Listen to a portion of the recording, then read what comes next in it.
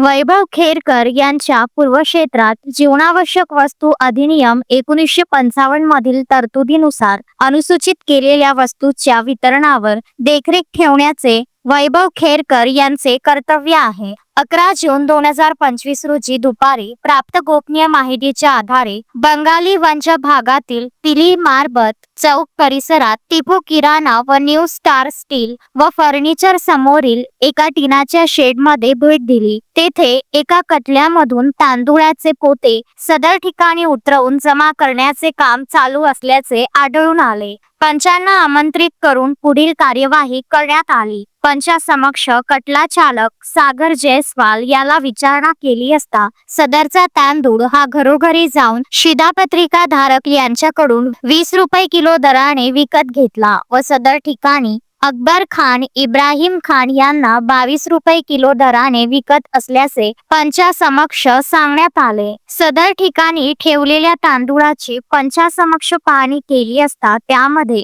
गुणवर्धित तांदूळ जो फक्त शासकीय योजनांमध्येच वापरण्यात येतो तो तांदूळ आढळून आला. त्यानुसार त्याचे नमुने घेण्यात आले. प्रथम दर्शनी सदर ठिकाणी अवैधरित्या शिधापत्रिका धारक यांच्याकडून किरकोळ स्वरूपात तांदूळाची खरेदी करून त्याचा विक्रीचा व्यवसाय अकबर खान इब्राहिम खान यांच्याकडून होत असल्याचे आढळून आल्याने कटला व तेथील असमान वजनाचे 127 पोते तांदूळ जप्तीनामा करून जप्त करण्यात आला.